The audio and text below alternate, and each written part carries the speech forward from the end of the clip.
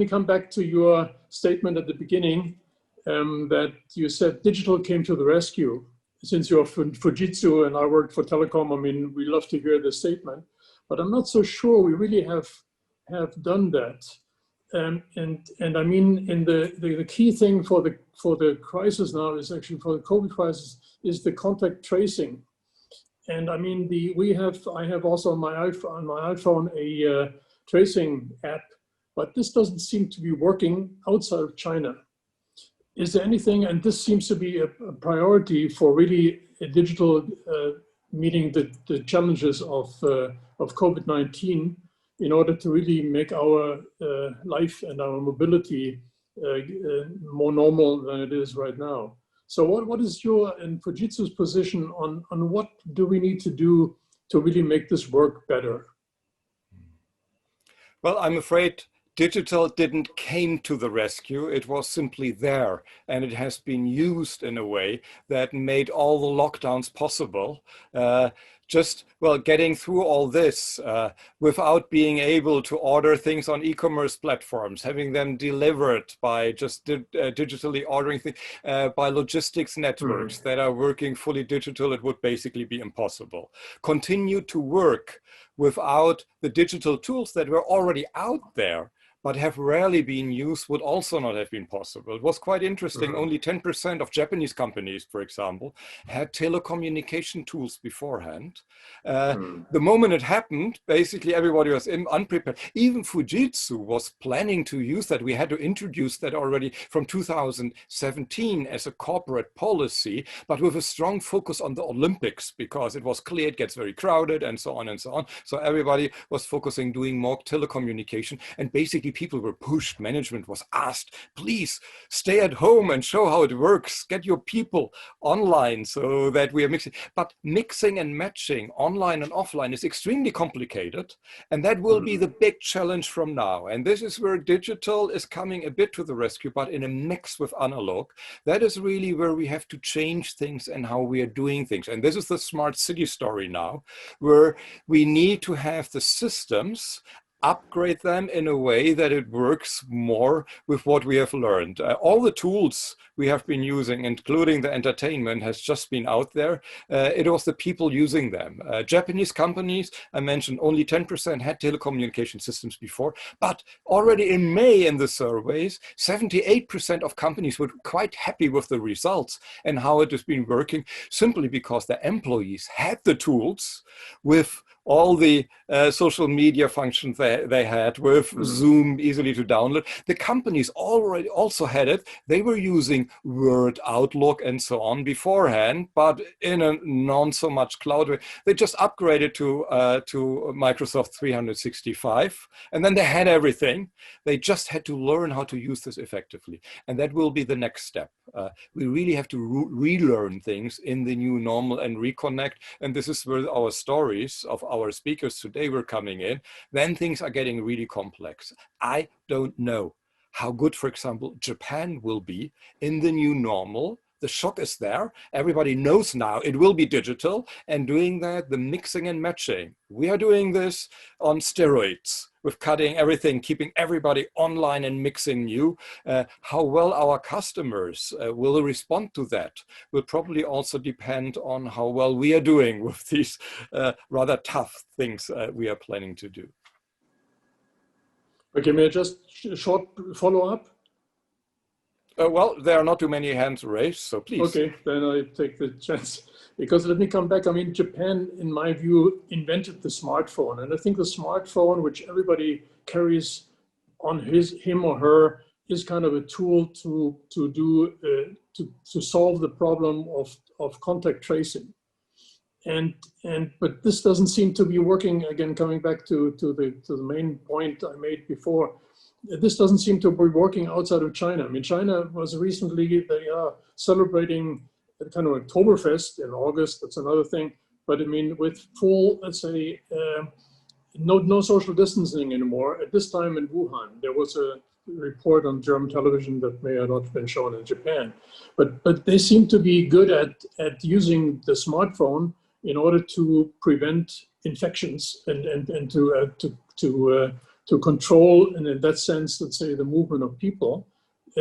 How has that been done in Japan? I mean, we have this, 50 million Germans also have this, but it doesn't seem to make a big contribution to the problem of lowering infections, which are right now rising significantly here. It's entirely different technology. If you can identify people directly, as with, well, when you're using your Find My iPhone function, if you can identify people directly in person, you can follow them up, then you're extremely efficient. But this is not what Japan or any other democratic country actually wants to do. So you have to do this, well, behind a veil of privacy. And that can work if you have the significant numbers. So technology can be helpful here, but it's the same story with this mixing analog and digital. It can give you some clues who has been meeting whom in the last 2 weeks, but in the end of the day, you have to follow up on people analog. You have to contact them. You have to ask, well, couldn't you, and so on and so on. You give them the information and hope that they react in an analog way, going into quarantine on their own by just providing the information. So that they will do it, you have to provide more analog things. Easy testing, because when your app rings and tells you, you have been meeting someone who has been infected in the last 2 weeks. Are you going directly into quarantine for 2 weeks? No, you go to the next test center. When you have to queue for 3 days by contacting them, you will probably give up and say, okay, well, it's probably nothing. If you can do this easily within a few minutes, you will do, and you will react to the results. So it is really this mixing and matching where you make the technology work, but digital alone doesn't do any job. Okay. Please, don't be shy, as Tatiana says. Can I ask a question from Berlin here? We are discussing a lot and then have seen a lot of very interesting examples about future technologies in smart cities and so on. In a completely different discussion, we think about the growing gap between cities and rural areas. So when we have been discussing the last US election results and the Brexit decision and so on, the gap between cities and left behind rural areas was one of the main issues. Do we create a new gap here with cities becoming smarter and more modern and rural areas becoming much more left behind? Harayama Sensei, you have this discussion in Japan for a very long time with the mega city, Tokyo, sitting in the middle, providing most of economic growth, while many of the regions have been left behind. What do you think will be the COVID-19 impact on this? It's difficult to say in general, but what we observe is that focusing on the use of the digital technology, replacing in physical interactions, we see already kind of a digital divide, comparing those who are living in a big city and those who are living in a rural area. Rural area means you have elderly concentrations, and how to make sure that there will be a part of taking advantage of digital technologies. That's one question. And we see the more and more depending on digital technology means that we are excluding those who are not able to manage, use this technology. And this we enlarging the gap between. That could be something that we can mention. And the opposite side, Tokyo, as you know, it's a big mega city. And because it's so many services here that is attracting people. But today, due to the COVID-19, we are looking after the value of these concentrations. And we see also, thanks to the way we are managing with our companies, offering the possibility of teleworking. And for sure, many companies are declaring today that it's not just periodically, momentary teleworking, but by default, they will take teleworking as default and then complementing with physical. It will be allowing people in some category of working labor markets be able to be not staying in Tokyo, but instead having a secondary house or location in outside city. So that will be something new trend. And we have to see how it's be impacting the organization, the city itself. Thank you very much. Dr. van Radecki, what do you think? You have been following many projects and know this discussion, not only in Germany, quite well, I guess. Yeah, maybe I can give an example from the southern German part of Baden-Württemberg. Of course, we also have the same issue of the urban-rural gap in Germany, particularly in some of the regions which are losing on economic terms. From the state of Baden-Württemberg, what you can learn is that collaboration between municipalities and also the province level when it comes to the administration of the digital transformation becomes more important. Because if you, if for example, if you refer to digital services that should be provided to rural regions or to villages and towns, at the same level of quality as citizens of large cities receive them, then let's say if we assume that broadband connection and connectivity is dealt with, then this is basically an organizational question. And what we are seeing, for example, is that in Baden-Württemberg, the province level, the state level, steps up and is able to provide something like a province-based app store for digital services. So if I'm a mayor of a small town of, let's say, 5,000 inhabitants, and I want to give my citizens a digital service, be it to register, to get a driver's license, to pay your waste fees or whatever, then I can just download this from the public app store of the state of Baden-Württemberg and apply it and give it to my citizens. So I think in that respect, the digitization has or bears the opportunity to provide and connect the rural parts and the countryside as well, if we assume that connectivity is given. On the other hand, we see that the regional level of the metropolitan region becomes more important. Yes, I think people reconsider their decisions of moving into the city centers. So we've seen a lot of urbanization in the last couple of years, particularly in Germany. We have the so-called swarm cities. That means cities which are very attractive, particularly for the younger generation, where you have a lot of young people moving in, finding jobs, education opportunities. And what we can see now is that it's no longer only the core cities, but it's rather the metropolitan region which becomes important. But still, some type of physical proximity I think, is an important factor, and it's more determined by, how long it takes you with maybe public transportation to get from where you live to an attractive city center or an attractive area of innovation or economic activity, rather than the actual distance in physical terms.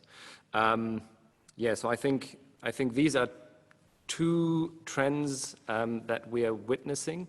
Also, when it comes to, for example, autonomous transportation, there is the ability to reconnect towns, rural areas in a better way and provide better services for a more scarce population, because you can build on-demand autonomous transportation systems, like small buses that will connect different villages and routes with each other, and thus be able to provide a better service, a better mobility service, also, for example, for elderly people. So I would see that digital transformation has or also bears the ability to reconnect those regions and make them more attractive. I would completely agree from a Japan perspective. This is what we have seen in digitalization over the last years, in particular in an aging society. We see that regional cities are getting more concentrated and condensed. That is simply because, well, you need the sophisticated healthcare services, and now you need them even more. That is supported by digitalization, but you cannot do this anywhere in the countryside. You need some volume, you need some scale for it. That means you need to connect the countryside in a better way with more public transport, maybe at some point also with autonomous driving. But that means that still you have these connection points. This will be probably not entirely the major city center anymore. It will be suburbs that don't need these malls anymore. The malls might be a better mix of not just parking spaces and some shopping, but meeting spaces, having people wanting to live there as well. And the same as in the many smaller cities, Germany still has such a structure. Japan will have to build it again. That is a big opportunity. In the city center still, I mean, we are talking about smart cities. Smart cities live off smart people, smart young people. They want to connect, they want to be in, they want to reach people at the hubs. And that means it will not spread entirely to the countryside, I'm afraid. One more point, our work-life shift. I was surprised to see something I didn't think about. This is really now, when people are working at home, is really flex time on steroids. Of course, when you work at home, nobody dictates you anymore when you work. I went back to student times. My best time for writing is in the middle of the night. Wonderful. I couldn't do that before because I always had events and was tired in the evening. Productivity went way up. That means that I can do other things during the day. Also with my daughter, things wrapping things up, doing the dishes and whatever. And the other thing is with this on steroids, with our new work-life shift, you're not supposed to just work at home all the time. You can go back to the countryside to meet your parents for 2 weeks if you want to. You can go to Hokkaido or to the mountains when it's too hot in Tokyo. That helps tremendously, and hopefully it helps to spread out the impact of digitalization quite a bit. Yes, Martin, we have Brilliant. Quite a couple of questions now. Okay. I grouped them to the subjects. 3 of them more or less directly deal with city planning or cities in general. So the first one is from Mr. Kölling. He's based in Japan, I think, right now. And it's a question to Professor Hadayama and Dr. von Radecki. The question is as follows: especially in Asia and Japan, the growth of megacities and centralization was a big trend. With the pandemic, there are hopes in Japan to reverse the trend towards more decentralization. What impact will COVID-19 have on the issue of centralization, decentralization, and of the relationship with office centers and living areas? So that's the first question. We had just this discussion. Yeah. Do you want, Hadayama-san, do you want to add something, or Dr. von Radecki, or shall we leave it at the level where we've been discussing? Maybe there's one important point to add, and this is the change of the actual building space. So, and I think this might be something that we will be witnessing in larger style. As you said it with Fujitsu, you are changing the way you use your office real estate entirely. And I think the same considerations hold true for many, many larger companies. That means that I believe if we look at it in an overall picture, we will have less demand for office space as we have at the moment, because office space becomes much more flexible. It becomes shared. Home office will, I believe, persist as a concept and not be of temporary nature, and this will have an impact on inner cities and office centers. We've had some pilot projects on changing office buildings to residential buildings in the city of Frankfurt due to high pressure on house prices and a surplus of offices being offered on the market. And I believe this is something that we will see much more often due to COVID-19, office spaces will become much more flexible and maybe also be transformed into living in the future. Okay. So in Japan, what, yes, of course. Harayama-san, please. To add some, the attractiveness of megacity was that there is so concentration of decision-making power there. And given the working practice, you should be with people explaining and so kind of lobbying. So you had to be within the megacity. Now today, we can make decision through online and so. Probably these two conditions will be less powerful explanation to have concentration on megacity, but giving more freedom, flexibility to have more decentralized way of decision making. So that will be something that we have to watch now. And also politically, some are talking about decentralization because it was on the table for a while, but never pressure in such intensity that we have to consider again in a political way, economical way, and also social way. Yes.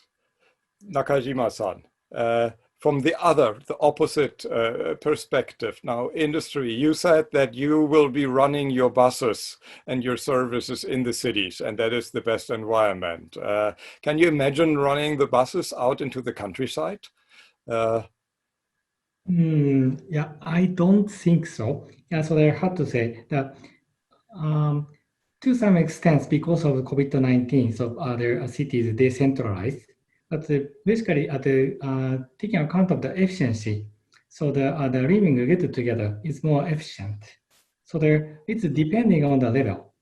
And inside the city, so there's some sharing mobility, including a bus, would be ideal for transportation. But I'm not sure. So the size configuration of the bus is ideal or not. So for example, as far as the public transportation is concerned, there are two directions. One is a taxi and one is a city bus, for example. But the taxi is convenient but expensive. And the city bus is cheap, but it's not so flexible. So we need to find out something in between. So that might be some future other ideal transportation, such as some demand response transportation. And with COVID-19, I mean, we heard this before, that the public transport is under pressure and maybe shared mobility. Do you think this is just fading away, even if we do not have a vaccine very soon? Maybe I don't think so. So there's a huge impact for public transportation.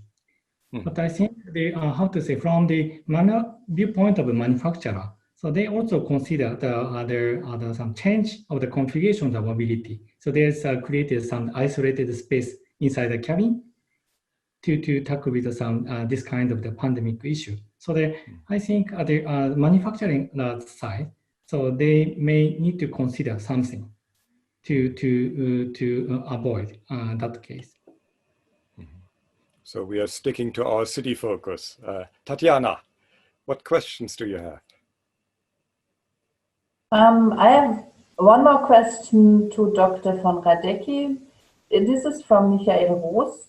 It's about the situation in German cities, and he is wondering how we can escape the decision-making lock-in in many cities, because many politicians and administrators in mid-sized German cities, for them it's hard to develop future visions in their cities, especially because they have no money and they are understaffed. This is one, and I would like to add another question from Ms. Hiratsuka Akiko, who is asking if there's an optimal size for a smart city. And we had the theme before, but what kind of challenges the smaller communities would face with smart city concepts? Okay, these questions fit very well together. Dr. von Radecki. Okay, thank you very much. let's start with the last question. It's maybe quicker to answer. Is there an optimal size for a smart city? You know, I think basically any city can be or become a smart city, but I think there are some, let's say, laws of scale that refer to cities and urban infrastructures, and they also somehow account for smart cities. So it makes sense to, if we transform urban environments or build smart cities, that we take a look to the district scale, so you know, the place where people live and work. And I believe it makes sense to look upon that scale to transform infrastructures and services that support daily operations. And then, of course, you need the overarching planning and the shaping of the big transportation axes and energy infrastructures and data hubs, etc., that account for the entire city. So I wouldn't say there is an optimal size for a smart city, but in order to plan, arrange, and shape a smart city, it makes sense to work on the district level. And of course that might account also for small cities, so you could consider a small city to be of the same size as a district. Now the other question is indeed quite a tough one, and I'm afraid I will not have the last and best answer to this. So how do we escape the decision-making lock-in in municipalities? What we have seen, however, is that there's a couple of things that can be done on national or province level or even bottom up in order to get things going. So there have been set up a couple of very large funding schemes and innovation programs on national or on European level throughout the last couple of years. And they have initiated a tremendous dynamic of cities getting to move, because they were targeted at cities. They were spending a lot of money. Germany alone is spending 750 million euros on smart city lighthouse pilot projects this year and the next year. And this creates a dynamic, because cities, as you name it, have scarce resources, and particularly now in the COVID-19 pandemic, tax income has really broken down in many cities, and social spending has gone up. So that means that the financial situation of many cities is now much worse than they were before. Now, if there is an incentive to change, which is underpinned with funding that a city can achieve, this is very attractive for many cities. And we can see often cities aligning behind a vision, a strategy, an innovation program, if there is a national or supranational funding scheme available, which you can reach for. So that has spurred a lot of movement and dynamics in the past. We believe that the Green New Deal has the ability to really spark that. And it depends a little bit on how it is shaped and how the national response to this will be, but I believe this has the ability. Then on a second level, often what is lacking within municipalities is the skills and the ability to deal with digital issues. So the normal municipal worker is not trained in the digital transformation. So what we have done in Baden-Württemberg, for example, is we have educated 400 municipal representatives as digital guides. So they were given a free education program by the state of Baden-Württemberg, and they were educated as in the digital transformation. And now they are the promoters of digital change within their municipality. And the amount of digital guides would be corresponding to the size of the city. So I think a city like Karlsruhe, which is about 300,000 inhabitants, has something like 6 digital guides. They were educated and can now take this and spread it within the municipal organization. Mm-hmm. This is something that I believe is really important, that you create a network of enablers that have the in-depth and knowledge and insight about the municipal processes and can change and transform that from the inside. And then I believe that, you know, powerful, innovative, groundbreaking projects have the ability to really get cities into that aha moment. Just to make you give you an example. So I'm working at the moment with the city of Vienna, who is completely changing the way how the city enables people to build. So the building permission sounds to be something, you know, very dry and bureaucratic to receive a building permission. But in fact, it's something that has always been done in paper form throughout the last 100 years. And now it's been changed to become fully digitized. That means the building, the company that wants to build, the investor, has to not send in a paper plan to the city, but a digital model, a BIM-based model. And the city has an AI-based algorithm which calculates what is actually possible to build on the lot. And then the algorithm compares the digital model of the building company to the reference model of the city. And out of this comes in sort of an immediate recommendation on what to change and what to improve. And around this, you have an entire digitization of processes, and it accelerates the speed of building permission by 100%. So instead of waiting a year for receiving a building permission, you only wait 6 months, or instead of waiting 6 months, you only wait 3.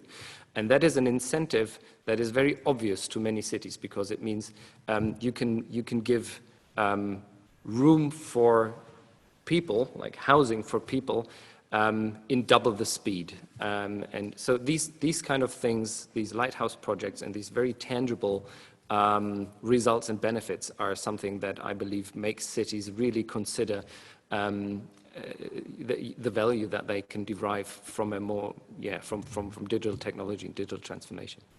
Okay, so city decision-making directly linked to skills and the ability to deal with data. Harayama-san, you already addressed this in terms of that the cities need to get moving, focusing mostly on the mega cities. What is your impression in Japan in terms of the more regional city skills? Dr. von Radecki already mentioned, well, you need the money for it. This is one thing. You need the skills for it, and you need the ability to deal with data to identify new structures and demands. Would you agree? Yes, I'm quite in line with this position, because to address the issues of COVID-19, you need to have local response, because it depends on the context where you are. And actually, local prefectural governor or cities mayors, they are taking responsibility to take action on the ground, but limited in finance power, and also about the mobilizing the existing institutions within the locality.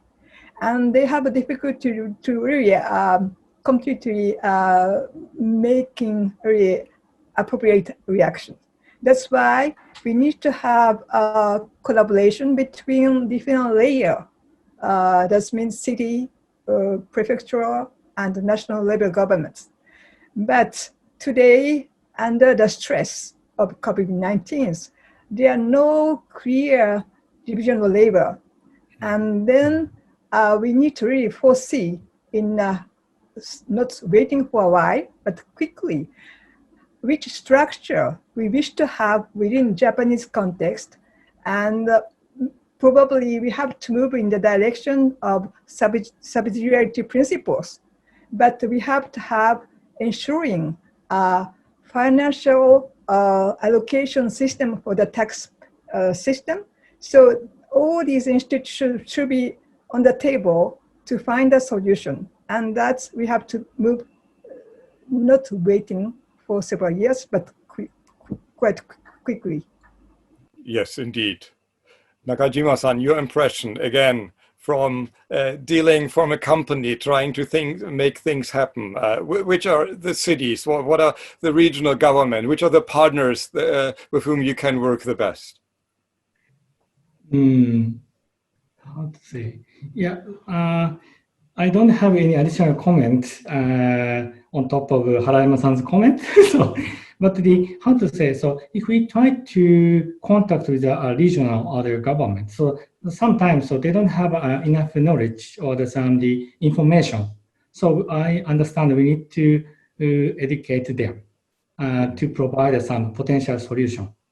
So that we are coming from the business side, so that we have to consider how we can make the issue as a business, to provide a business model that we are thinking when we talk with a regional government. Are you optimistic that government schemes like in Europe, the Green Deal, providing finance, mixing digital with green goals, could have a positive impact? And or that COVID-19 with all the digitalization in Japan is finally turning also more local or regional governments into much smarter, smart city citizens? I'm not sure. It's depending on the location. So there, for example, in UK, so there is the program supported by DFT, so the all electric bus project. So because of such kind of subsidy the program, so local municipality is thinking about how to combat the mobility to electrify one, for example. So I think it is dependent on the location. If there is no such kind of program, so sometimes so the how to say local the municipality is not in a position to understand the importance of such kind of issue. Okay, thank you, Tatjana. Maybe some last round or important questions before we come to an end and wrap up the session? Yes, there are still two groups of thematic different questions. Okay, one so we have to rush. To digitalization and privacy, and the other one of new core values and how, on a more general basis, how are we going to live in the future. So I think this is too broad as a topic. So I would finish with a more concrete question from Aono Masashi to all, probably also Mr. Radecki or Mr. Nakamura. He did not specify. He says that the human-centric design of cities conflicts with automatic transportation-centric design of smart cities, because apparently the autonomous driving needs a lot of sensors and everything. And he is wondering if if you have a good solution to manage, how to manage this kind of human versus machine conflict. If you ask me personally, I would say if an autonomous vehicle is not able to deal with a fuzzy, partially chaotic inner city center, it shouldn't be deployed there. So we should, and cities will not accept it. The trend in cities across the world, or I know it particularly from European cities, is to make cities citizen-centric, to create public spaces to be livable, to be integrated, to be attractive, but also to fulfill a couple of other additional functions which in the future become ever more important, such as climate change adaptation. That means greening of the inner city, or enabling the water to be drained and be maintained in the pavements, and all these kind of functions. They are all part of urban planning, and among that is mobility as a function of the public space. So that means any future technology that is supposed to maintain an autonomous mobility in cities will have to cope with a fuzzy, chaotic,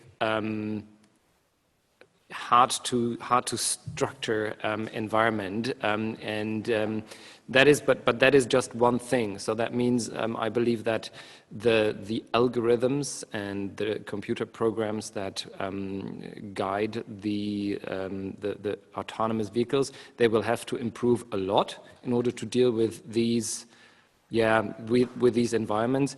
But apart from that, I believe, you know, there's other things that we have to consider when introducing autonomous vehicles into our urban lives. So, for example, if autonomous vehicles are introduced without any additional regulation, I assume they would increase personal mobility, and they would increase the traffic on our roads, because all of a sudden, you know, any parent would be able to order an autonomous vehicle and send their kid to school by an autonomous car, instead of putting it into the bus, into the school bus. So these kind of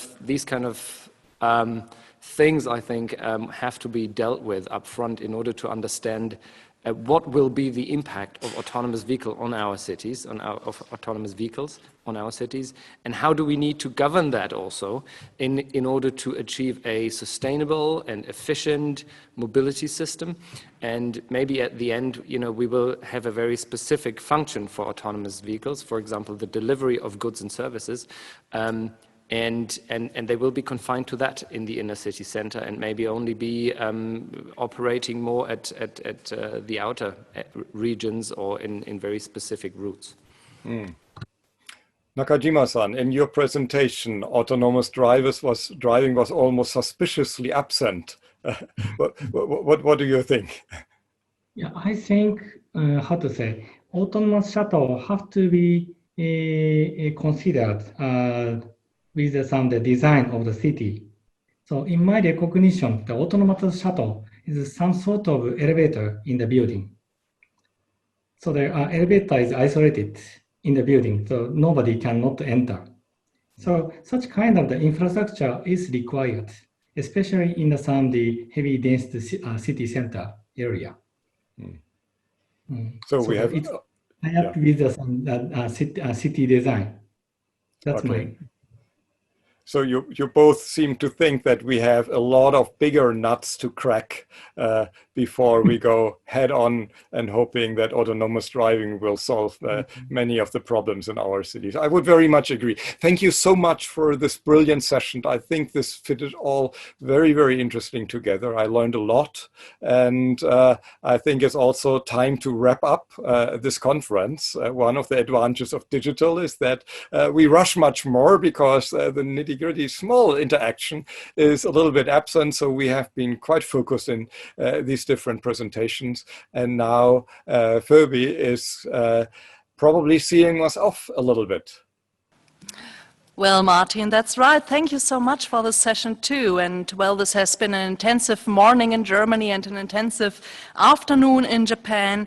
And well, I'm sure that we still could go on and on with our discussions during this day, but unfortunately we slowly have to come to an end. And so I would like to ask our cooperation partners today, Dr. Barth and you, Martin, Dr. Schulz, for some closing remarks before I officially close the conference. So we maybe start with Hubertus Barth, and then I'll get back to you, Martin Schulz. Thank you.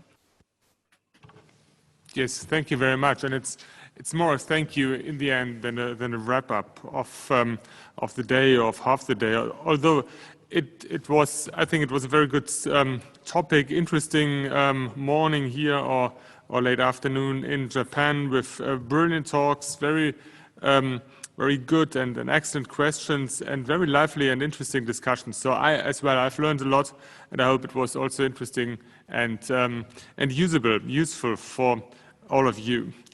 But that was not only an interesting topic, it was also an experiment. For me, it was the first hybrid conference with speakers on 2 continents and active participants via the video system or the chat of Zoom. And from my point of view, that experiment worked.